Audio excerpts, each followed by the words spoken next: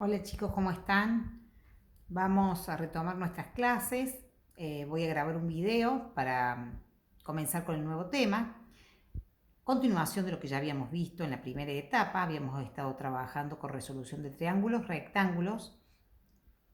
Ahora vamos a pasar a resolución de triángulos, no necesariamente que sea rectángulo, cualquier triángulo.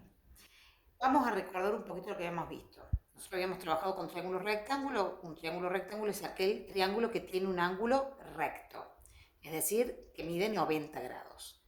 Ese triángulo está formado por tres lados. Los dos que forman el ángulo de 90 grados reciben el nombre de catetos y el lado inclinado hipotenusa. En este triángulo rectángulo podríamos aplicar teorema de Pitágoras, que nos permitía calcular lados conociendo los otros dos. Y dice el teorema de Pitágoras que la hipotenusa al cuadrado es igual a la suma de los cuadrados de los catetos.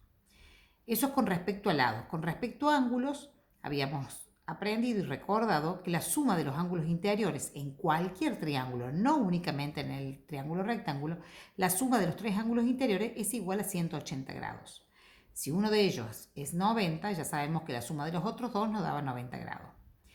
Y esto es con respecto a ángulos.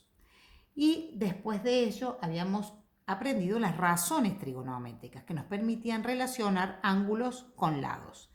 Las tres razones trigonométricas que habíamos definido son seno del ángulo, cateto opuesto sobre hipotenusa, coseno de un ángulo, cateto adyacente sobre hipotenusa y tangente del ángulo, cateto opuesto sobre cateto adyacente.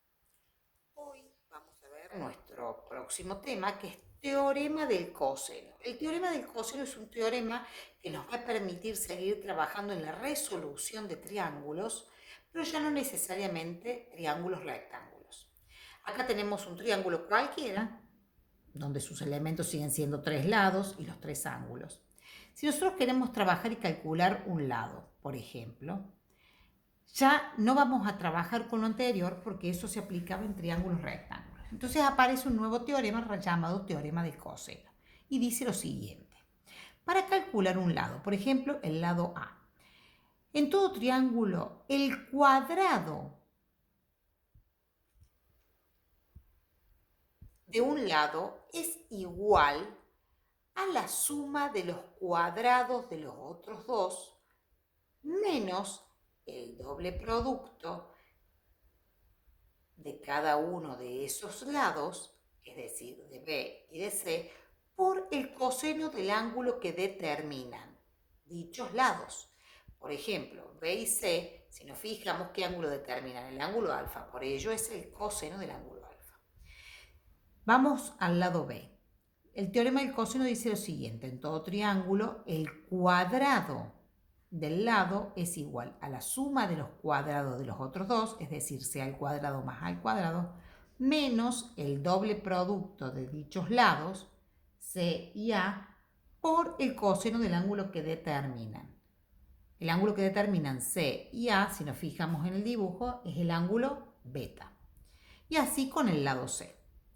Veamos este teorema en un ejemplo. Nos dan un triángulo, ya no rectángulo, y nos dan algunos elementos. Por ejemplo, que el lado C mide 8 centímetros, el lado B mide 9, y nosotros tenemos que calcular el lado A. Vamos a usar el teorema del coseno aplicado al lado A. A al cuadrado va a ser igual a la suma de los cuadrados de los otros dos, menos el doble producto de B por C por el ángulo que determina. Al cuadrado va a ser igual a la medida del lado B, que es 9 centímetros, más el lado C, 8 centímetros, menos el doble producto, es decir, 2 por 9 por 8, por el coseno del ángulo que determinan B y C. Si nos fijamos en el dibujo, B y C determinan el ángulo de 50 grados. Por ello, en la fórmula es coseno del ángulo de 50 grados. Siempre es el ángulo determinado por estos dos lados. Resolvemos matemáticamente el cuadrado de 9,81, el cuadrado de 8,64. Acá separamos en términos, así que acá realicemos 2 por 9 por 8 por coseno de 50. Recordemos que acá tenemos que usar la calculadora científica. Sumamos, restamos y nos da el resultado. Ahora, ¿qué tenemos que hacer? Tenemos A al cuadrado. Ese cuadrado pasa al otro miembro como raíz cuadrada. resolvemos la raíz y nos dice que el lado A mide 7,24 centímetros. Y por medio del teorema del coseno hemos logrado calcular el elemento que nos han pedido. Vamos a otro ejemplo. Tenemos otro triángulo, no rectángulo. Nos piden que calculemos el lado C. Para calcular el lado C, vamos a usar del teorema de Pitágoras la fórmula para calcular el lado C. Tenemos que conocer A y B y el ángulo comprendido entre A y B. Vamos a nuestro dibujo. Nosotros tenemos que calcular el lado C. Tenemos que conocer A y B, si los conocemos. ¿Y el ángulo comprendido entre A y B? ¿Lo conocemos al ángulo gamma? No, pero sí estos dos. Entonces vamos a ir al cálculo primero del ángulo. Sabemos que la suma de los ángulos interiores es igual a 180 grados. Esto se cumple para cualquier triángulo. Reemplazamos lo que conocemos, el ángulo alfa 38, el ángulo beta 120, sumamos y nos da 158. Dicho ángulo pasa restando con 180. Y nos dice que gamma mide 22 grados.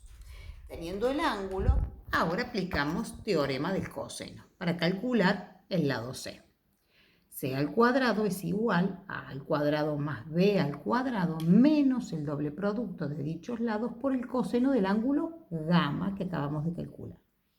10 al cuadrado más 16 al cuadrado menos 2 por 10 por 16 por el coseno de 22. Resolvemos matemáticamente, pasamos el cuadrado como raíz cuadrada y nos dice que el lado C mide 7,70 centímetros.